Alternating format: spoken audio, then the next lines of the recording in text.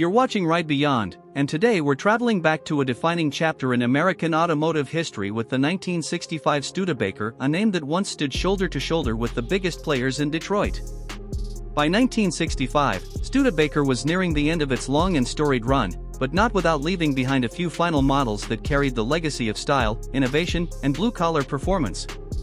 These cars were the last echoes of a once great independent automaker, and they still have a story to tell. From the outside, the 1965 Studebaker was a blend of traditional American styling and a hint of European influence. It wasn't flashy or aggressive, but it had a clean, simple elegance that held its own on the road. The body lines were conservative but refined, with squared-off edges, chrome trim along the sides, and subtle tail fins that were fading from fashion at the time. It had a slightly lower profile than most domestic sedans of the era, which gave it a grounded, purposeful stance. The front end featured a modest grille flanked by dual headlamps, with just enough ornamentation to catch the eye without overdoing it. You could get it as a 2-door or 4-door sedan, and there was even a wagon variant for families or utility-minded drivers. The design might not have turned heads like a Corvette or a GTO, but there's a quiet charm to it. It looked like the kind of car you could trust, reliable, sensible, and built to last. Step inside, and the interior of the 1965 Studebaker was a snapshot of mid-60s practicality. The dash was simple, with analog gauges set in a straightforward layout that gave drivers everything they needed and nothing they didn't. Bench seats came standard, and upholstery was usually vinyl or cloth, depending on the trim.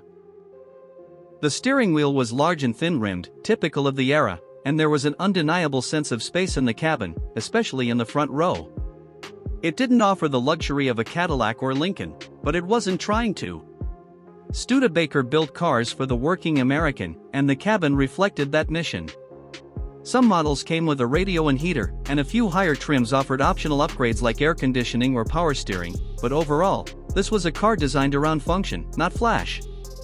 Under the hood, the 1965 Studebaker lineup offered a few engine choices, depending on the model and configuration. The base engine was a modest inline-six, putting out around 112 horsepower, enough for daily driving, but nothing too exciting. For those who wanted more power, Studebaker also offered a 259 cubic inch or 283 cubic inch V8, delivering up to 195 horsepower. These engines were mated to either a 3-speed manual or an optional automatic transmission. On the road, it wasn't a performance car by any means, but it was comfortable, stable, and capable of cruising all day long. What it lacked in speed, it made up for in reliability. The suspension was soft, the ride was smooth.